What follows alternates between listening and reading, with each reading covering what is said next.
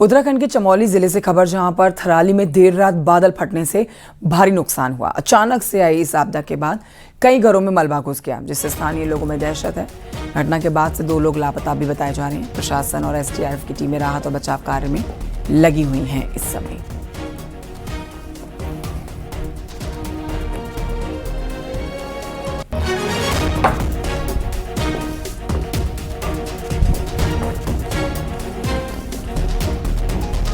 तस्वीरें आपको दिखा रहे हैं, बेहद दुखद हादसा। और देखिए, इस तरह के हादसों के लिए पहले से चेताया भी जा रहा है मौसम विभाग की तरफ से। लगातार बादल फटने की घटनाएं, चाहे वो उत्तराखंड हो चाहे वो हिमाचल हो, तमाम पहाड़ी राज्यों से आ रही हैं सामने। तो ऐसे में सावधानी बरतना बेहद ज़रूरी है। नितिन सेमवाल से इस खबर पर जानकारी लेते हैं। नितिन, क्या है इस खबर का इस समय का अपडेट? राहत बचाव का कार्य कितनी तेज़ी से चल रहा है? मौसम कैसा बना है और क्या कुछ बताया जा रहा है इस हादसे के पीछे की वजह को? विस्तार से खबर बताएं। जी, हादसे की जो वजह है वो तो बादल फटना ही बताया जा रहा है, क्योंकि कल से जिस तरीके से मूसलाधार बारिश चमोली जनपद के अधिकांश इलाकों में हो रही है, उससे कहीं ना कहीं परेशानियां बढ़ गई हैं। और कल रात को भी अचानक थराली विकासखंड के कुछ इलाकों में तेज बारिश होने के बाद बादल फटने की खबर है और उससे काफी नुकसान हुआ है। हालांकि आर्थिक तौर पर अगर देखा जाए तो लोगों के घर, मकान और खेत खलियान जो है वो बर्बाद हो गए हैं। 2 लोगों की इस पूरे घटनाक्रम में लापता होने की सूचना है, जिसमें एक 20 वर्षीय युवती है और एक बुजुर्ग बताया जा रहा है वो लापता है, जिसकी ढूंढ खोज अभी यहाँ पे की जा रही है। वहीं दूसरी तरफ अगर बात करें तो इस पूरे हादसे में उत्तराखंड के मुख्यमंत्री पुष्कर सिंह धामी ने भी अभी दुख प्रकट किया है और उन्होंने प्रशासनिक अधिकारियों को कहा है कि वो मौके पर पहुंचकर जल्द से जल्द राहत बचाव के कार्य शुरू करें। और जिस तरीके से ये नुकसान हुआ है तो कहीं ना कहीं अब राहत और बचाव कार्य को समय रहते पूरा करना एक चुनौती है। और सबसे बड़ी बात यह है कि इस समय जो नारायण बग्गर का जो इलाका है, वहाँ पे बारिश की वजह से सड़क बहुत जगहों पर वॉश आउट हो गई है, बाधित वहाँ पे चल रही है। इसके अलावा तेज बारिश की वजह से बद्रीनाथ राष्ट्रीय राजमार्ग भी कई जगहों पर बाधित हो चुका है। तो जो राहत और बचाव कार्य हैं उसमें कहीं ना कहीं परेशानियां हो रही हैं। जी ठीक है, कारण तो बादल फटना ही है, ठीक है, जैसा आप बता रहे हैं। लेकिन जब बादल भी फटा तो उससे पहले काफ़ी बारिश हुई होगी पीछे, जहाँ से पानी बहता हुआ आया। तो क्या ऐसे में लोगों ने अपनी तरफ से कोई सावधानी नहीं बरती? ये इलाका जो कि नीचाई पर दिख रहा है काफ़ी, नितिन सेमवाल, लोगों को इस बात का अंदेशा पहले भी हो ही गया होगा। और मौसम विभाग, प्रदेश सरकार की तरफ से बार बार चेताया जा रहा है कि किसी भी बड़े हादसे से बचने के लिए सावधानी बरतें। तो आसपास के लोगों का क्या रिएक्शन है? क्या इस तरह का उनको पहले आइडिया हो गया था कि बड़ी मुसीबत आने वाली है? जी, अगर बात करें तो पहाड़ों में बादल कहीं भी कभी भी फट सकते हैं। ये अनुमान नहीं लगा पाता है आम इंसान कि कहाँ पे बारिश ज्यादा होगी। और जो ये पूरा इलाका है, इसके आप ऊपर में टॉप में अगर हम तस्वीरों में देखेंगे तो थराली टॉप के बाजार में पहाड़ी पर बादल फटा है। और उसके बाद जो आसपास के जो बरसाती नाले होते हैं उसमें इतना ज्यादा मलबा आ जाता है कि वो फिर डाइवर्ट होता है अलग अलग जगह और वहां पे नुकसान कर देता है। मौसम विभाग ने कहीं ना कहीं पहले से ही पूर्वानुमान पहाड़ों में बारिश का जताया है, जिसमें कि प्रशासन भी अलर्ट है, स्थानीय लोग भी अलर्ट हैं। अगर बात करें तो रात को ही थराली विकास खंड के सभी विद्यालय बंद कर दिए गए थे। वहाँ के जो उप जिला अधिकारी है उन्होंने छुट्टी घोषित कर दी थी, क्योंकि इतनी तेज बारिश हो रही थी, नुकसान का खतरा ना बने, इसलिए ये छुट्टियां भी वहां पे की गई थी। लेकिन ये नहीं कह सकते हैं कि बादल फटने से पहले लोग सतर्क हो गए हैं, क्योंकि पहाड़ों में कभी भी कहीं पर भी नुकसान हो सकता है। घाटियां पहाड़ों में होती हैं और उन घाटियों में जब मूसलाधार बारिश होती है तो इस तरीके की घटनाएं घटित होती हैं। जी ठीक है, और अभी राहत बचाव कार्य जो चल रहा है उसमें कितनी तेजी से इसको किया जा रहा है और इस पर अब उन अधिकारियों का क्या कहना है जो यहाँ पर राहत बचाव कार्य कर रहे हैं? उसमें भी एक बार अपडेट हमारे दर्शकों को दे दीजिए कि कितने लोग यहाँ पर हो सकते हैं फंसे, या फिर राहत बचाव कार्य पूरा हो चुका है?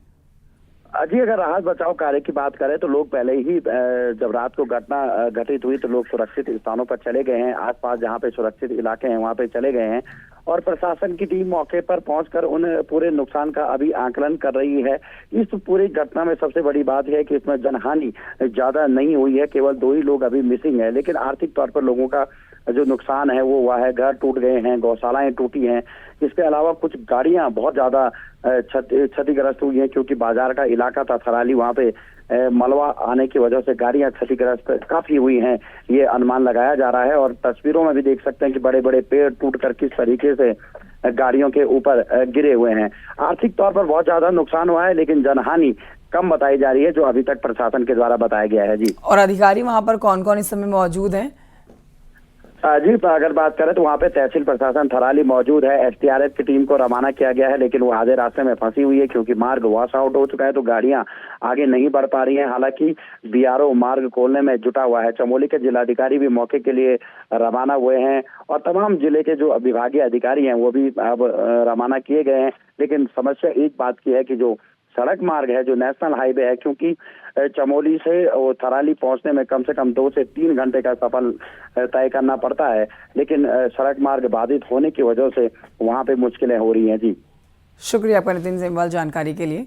तो ये बड़ा हादसा हुआ है धराली चमोली में। देखिए कई घरों में मलबा घुस गया और इसी तरह की अमूमन तस्वीरें प्रदेश से आ रही हैं सामने, जहाँ कहीं बादल फटता है या तेज़ बारिश आती है, नदी नालों का उफान आना, उनका तेज़ बहाव के साथ लोगों के घरों में मलबे के साथ घुस जाना बेहद इस समय चिंताजनक बना हुआ है।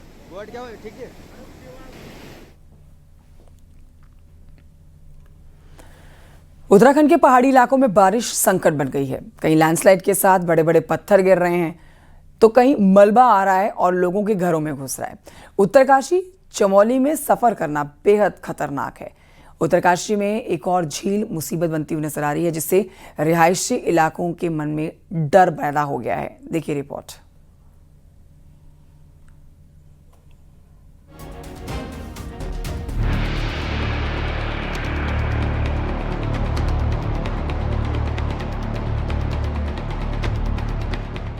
पहाड़ों पर बारिश लोगों के लिए लगातार मुश्किल खड़ी कर रही है। रास्तों का सफर करना किसी खतरे से कम नहीं। चमोली से आई खौफ में भरती इस तस्वीर को देखिए। बद्रीनाथ हाईवे पर पीपल कोटी के पास पिछले कई दिनों से बार बार पत्थर और बोल्डर गिर रहे हैं। यहाँ एक बस पीपल कोटी के पास से गुजर रही थी, तभी इसी दौरान पहाड़ से बड़ा पत्थर गिरा। हालांकि पत्थर की चपेट में बस नहीं आई, पत्थर जोर से उछलते हुए नीचे जा गिरा। हालांकि पत्थर के कुछ टुकड़े बस पर जरूर लगे। अगर ये भारी पत्थर बस पर गिरता तो बड़ी अनहोनी हो सकती थी। हाईवे पर खतरे को देखते हुए बड़ी संख्या में वहां पर लोग रुक गए, जिन्होंने इस घटना को अपने मोबाइल में कैद कर लिया। उत्तरकाशी में मुसीबतें कम होने का नाम नहीं ले रही। भटवाड़ी में गंगोत्री हाईवे के पास लगातार लैंडस्लाइड हो रहा है। डबरानी में भारी मलबा सड़क पर आया है। मिट्टी को रोके रखने वाले पेड़ भी एक झटके में धराशायी हो गए। वहां पर मौजूद किसी शख्स ने ये वीडियो अपने मोबाइल कैमरे में कैद कर लिया। लैंडस्लाइड का खतरा लगातार बना हुआ है। पहाड़ से गिर रहा मलबा भागीरथी नदी में जा रहा है। प्रशासन मलबे को हटाने में जुटा है। चमोली में बारिश के बाद बद्रीनाथ हाईवे कई जगहों पर बंद है। पीपल कोटी कमेडा में भी सड़क बाधित है। पहाड़ से भारी मलबा हाईवे पर आया है, जिसकी वजह से आवाजाही पूरी तरह से बंद है। उत्तरकाशी पर कुदरत की मार रुक नहीं रही। सियाना चट्टी क्षेत्र में लगातार बारिश के बाद यमुना नदी का जलस्तर खतरनाक स्तर तक पहुंच गया है। कुपड़ा खड्ड में चट्टानी मलबा आने से यमुना का प्रवाह रुक गया, जिससे नदी ने झील का रूप ले लिया। झील का पानी अब सियाना चट्टी कस्बे तक पहुंच गया। घर और होटल पानी की आगोश में आ गए।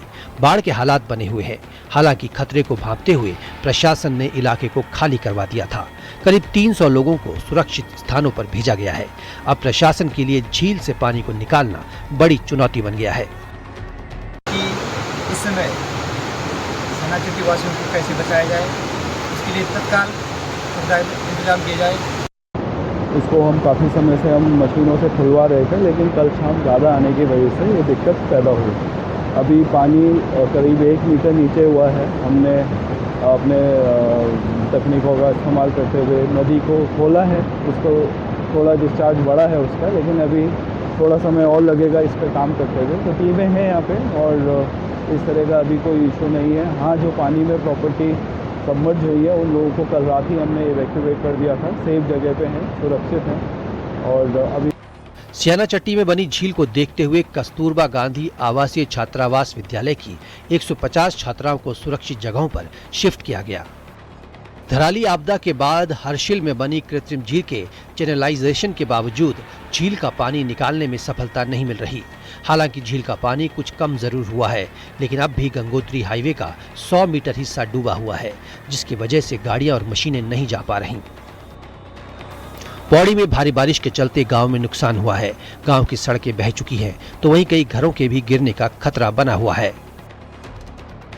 नैनीताल में काला डूंगी रोड पर एक बाइक बरसाती नाले में बह गई, जिसका वीडियो वायरल हो रहा है। हालांकि बाइक सवार की जान बच गई। Bureau report, news 18, UP, Uttarakhand.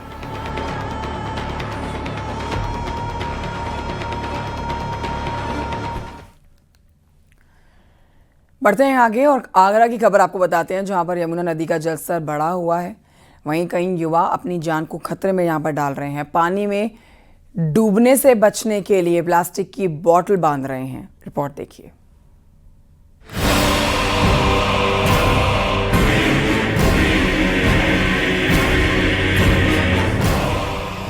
Haryana के हथनीकुंड बैराज से लगातार पानी छोड़ा जा रहा है, जिससे राजधानी दिल्ली ही नहीं, आगरा और मथुरा में भी बाढ़ का संकट पैदा हो गया है। हथनीकुंड और गोकुल बैराज से छोड़े गए पानी के बाद आगरा में यमुना नदी का जलस्तर लगातार बढ़ रहा है। लेकिन इसी बीच आगरा से कुछ हैरान कर देने वाली तस्वीरें भी सामने आई। नदी ने रौद्र रूप ले रखा है, लेकिन कई युवा बेपरवाह बने हुए हैं। पानी में डूबने से बचने के लिए लाइफ सेविंग जैकेट का इस्तेमाल किया जाता है, लेकिन यहाँ देखिए, पानी में डूबने से बचने के लिए देसी जुगाड़ लगाया जा रहा है। कुछ लड़के कमर में प्लास्टिक की खाली बोतलों को बांधकर आए हैं और यमुना के तेज बहाव में तैराकी कर रहे हैं।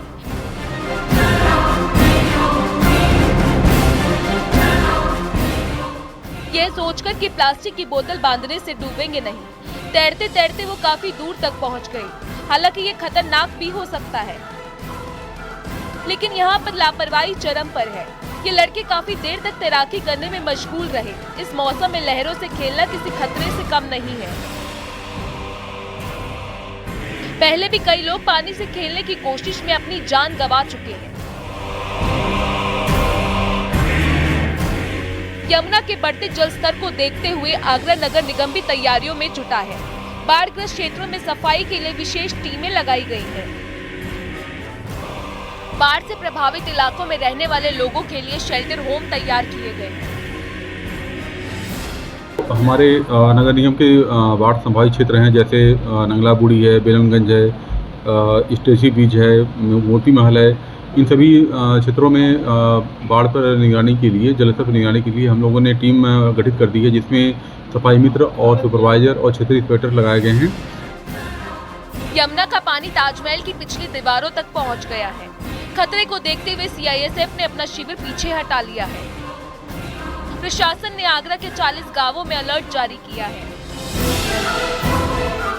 आगरा से शिव कुमार के साथ bureau report, news 18, UP, Uttarakhand.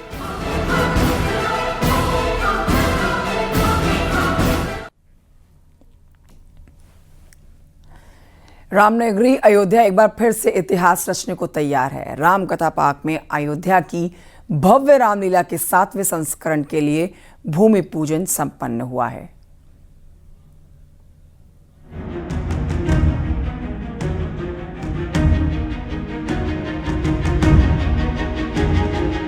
प्रभु राम की नगरी में अब अलग ही तरह की रौनक है। इस बार यहाँ होने वाली रामलीला बेहद खास होने वाली है। रामलीला समिति के अध्यक्ष और साधु संतों की मौजूदगी में वैदिक मंत्रों के साथ भूमि पूजन हुआ। 22 सितंबर से 2 अक्टूबर तक रामलीला का मंचन होगा।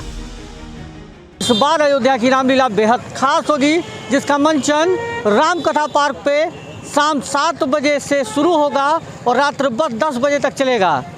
अयोध्या की रामलीला के 7वें संस्करण का आज अयोध्या में भूमि पूजन हुआ, जिसमें अयोध्या के संत महंत भी मौजूद रहे। इस बार की रामलीला सितारों से सजी होगी, जिसमें बॉलीवुड और टीवी की कई नामी हस्तियां किरदार में दिखेंगी। दिल्ली के कलाकार 190 फीट लंबा रावण का पुतला बनाएंगे। रावण दहन भी ऐतिहासिक होगा। परशुराम भगवान की भूमिका के अंदर पुनीत ईश्वर रहेंगे, रजा मुराद रावण की भूमिका में रहेंगे, राजेश पुरी भगवान हनुमान जी की भूमिका में रहेंगे, अवतार गिल जी राजा जनक की भूमिका में रहेंगे, विभीषण अपना हमारे राकेश बेदी जी भगवान विभीषण की भूमिका में रहेंगे और कई मनीष शर्मा जी रावण की भूमिका में रहेंगे। कई बॉलीवुड के कलाकार अयोध्या की रामलीला में आपको विभिन्न भूमिकाओं में नजर आएंगे। सीएम योगी, डिप्टी सीएम ब्रजेश पाठक और पर्यटन मंत्री जयवीर सिंह को विशेष आमंत्रण भेजा गया है। पिछले साल करोड़ों राम भक्तों ने अयोध्या की रामलीला देखी थी। इस बार भी रिकॉर्ड बनने की उम्मीद है। अयोध्या से निमिष गोस्वामी के साथ bureau report, news 18, Uttar Pradesh, Uttarakhand.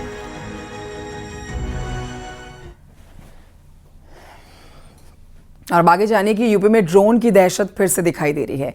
Etawah के एक गांव में रात के वक्त ड्रोन उड़ने का दावा किया गया। कन्नौज में भी लोगों ने कुछ इसी तरह का दावा किया। देखिए रिपोर्ट इस पर।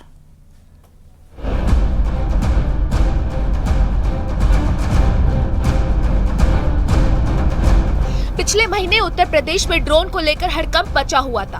वहीं यूपी से होते हुए ड्रोन का खौफ उत्तराखंड में भी दिखा। लोग रात के अंधेरे में ड्रोन उड़ने के दावे कर रहे थे। हापुड़ से लेकर मुरादाबाद, पीलीभीत से लेकर सहारनपुर तक ड्रोन उड़ने को पुलिस अफवाह बता चुकी है। इतना ही नहीं, दावे के आधार पर ग्रामीणों ने कई लोगों की पिटाई भी कर दी थी। हालांकि पुलिस ने कुछ लोग गिरफ्तार भी किए जो ड्रोन और चोरी होने की अफवाह उड़ा रहे थे। अब एक बार फिर लोगों की जुबान पर ड्रोन ड्रोन है। इटावा जिले के कई इलाकों में रात के वक्त लोग ड्रोन उड़ने का दावा कर रहे हैं, जिससे उनके चेहरे पर भी खौफ दिख रहा है। ग्रामीण दावा कर रहे हैं कि 4 ड्रोन उड़ते हुए पाए गए। जिले के चौबिया, सैफई और जसवंत नगर इलाके में ड्रोन उड़ने की खबरों से पुलिस प्रशासन भी सतर्क हो गया है। राजपुर तमेरी के ग्रामीणों ने तो अपने मोबाइल फोन पर ड्रोन कैमरे के फुटेज भी कैद किए हैं। घटना की जानकारी तुरंत 112 को दी गई। इसके बाद पुलिस भी मौके पर पहुंची। फिलहाल पुलिस मामले की जांच में जुटी है। वहीं कन्नौज में भी ड्रोन से रेकी और उसके बाद चोरी की अफवाह से लोग घबराए हुए हैं। लोगों का कहना है कि चोरों की चहलकदमी की आशंका के चलते लोग रात में पहरेदारी कर रहे हैं। इतना ही नहीं, शक के चलते कई निर्दोष लोगों से मारपीट भी हो चुकी है। 3-4 घटनाएं ऐसी हुई जिसमें से कोई भिखारी टाइप का आदमी है, अनसाउंडेड माइंडेड कोई मिल गया रास्ते में, तो उसको पकड़ करके और उसके साथ मिसबिहेव करने की और पिटाई करने की शिकायतें आई है। ऐसे मामलों में हम लोगों ने 8 लोगों की गिरफ्तारी भी की है। और जो अफवाहें फैल रही हैं उनको लेकर के हम लोग एक तो जागरूकता का अभियान चला रहे हैं और साथ साथ ये भी चिन्हित कर रहे हैं कि कहां से ये अफवाह किसने शुरू की है। कन्नौज की सदर कोतवाली में डीएम और एसपी ने मीटिंग बुलाई। मीटिंग में शहरों और गांवों से लोगों को शामिल किया गया था। एसपी ने जिले में तेजी से फैली ड्रोन वाले चोरों की अफवाह को लेकर पीस कमेटी के लोगों को जानकारी दी। अफवाह पर ध्यान न देने को कहा गया है। सभी गांवों में कल भी लगभग 50 चौपालें लगाई गई थी, जिसमें हमारे सभी थाना प्रभारी और चौकियों से लेकर के बीट कांस्टेबल उसमें शामिल हुए और जगह जगह इस चीज़ का खंडन किया गया कि किसी तरह के चोरी की या ड्रोन की जो बातें हैं वो सब निराधार है, असत्य है और उसको मौके पे वेरीफाई भी कराया गया।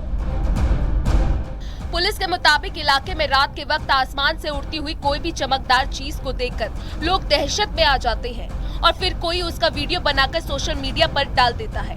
एसपी ने ऐसा कोई वीडियो बिना पड़ताल के शेयर न करने की अपील की है। वहीं पिछले दिनों औरैया के बेला इलाके में भी ड्रोन उड़ने का दावा किया गया था। फर्रुखाबाद में भी ड्रोन की दहशत देखने को मिली। यहाँ ग्रामीणों ने दावा किया था कि गांव में ड्रोन आकर गिरा। हालांकि ये कुछ लोगों की शरारत भी हो सकती है। वहीं पुलिस अपने स्तर पर जांच पड़ताल कर रही है। Bureau report, news 18, UP Uttarakhand.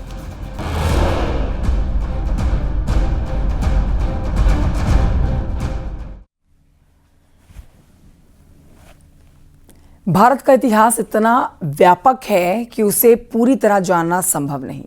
इतिहास को जानने के लिए किताबों के पन्ने पलटना जरूरी होते हैं। आजमगढ़ की लाइब्रेरी में एक ऐसी ही किताब है जो अपने साथ इतिहास को संजोए हुए है।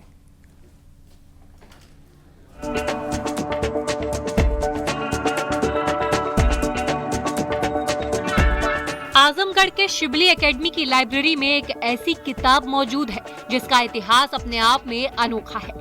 इस ऐतिहासिक किताब की सबसे बड़ी खासियत है कि इसके पन्नों को बनाने के लिए सोने, चांदी और हीरे जवाहरात का इस्तेमाल किया गया था। माना जाता है कि कीमती आभूषणों को पीसकर इस किताब के पन्ने बनाए गए थे, जिस पर शाहजहां की बेटी जहांआरा ने अजमेर शरीफ के इतिहास को अपने हाथों से पिरोया था।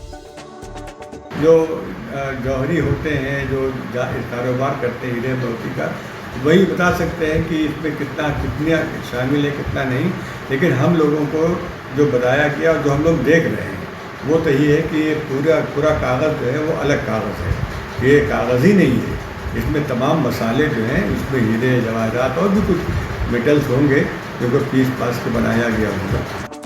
जहां आरा ने फारसी में मुनिसुल अरवाह किताब लिखी, जिसे 1640 ईस्वी में पूरा किया गया था। इतिहासकार बताते हैं कि शहजादी जहां आरा बेगम का जन्म अजमेर में हुआ था और उनको ख्वाजा मोइनुद्दीन हसन चिश्ती पर सच्ची श्रद्धा थी। यही वजह है कि उन्होंने अपनी इस किताब में ख्वाजा मोइनुद्दीन चिश्ती के इतिहास के साथ साथ अपने गुरु ख्वाजा उस्मान हारमनी रहमतुल्लाह अलैह से संबंधित इतिहास का वर्णन किया है। जो ज़माने में जो भी ज़रिया रहा होगा मालूमात हासिल करने का, वो करके उन्होंने इनके पूरे हालात लिखे। जब उनके हालात लिख दिए तो ये हुआ कि जो उनके जो मुरीद थे, जो उनके शिष्य थे बड़े बड़े, उनके भी हालात होने चाहिए कि वो सिलसिला कैसे आगे बढ़ा, तो उनके भी हालात लिख दिए। इसीलिए इसका किताब का नाम रखा है मुनिसुल अरवाह। अरवाह का मतलब आत्माएँ, और मुनिस के माने जो उसके मतलब उससे मोहब्बत प्रेम करने वाली हो, उसका साथ देने वाली हो। साल 1906 से ये ऐतिहासिक किताब शिबली एकेडमी की लाइब्रेरी में रखी हुई है। आजमगढ़ से अभिषेक उपाध्याय की रिपोर्ट, न्यूज़ 18 यूपी उत्तराखंड।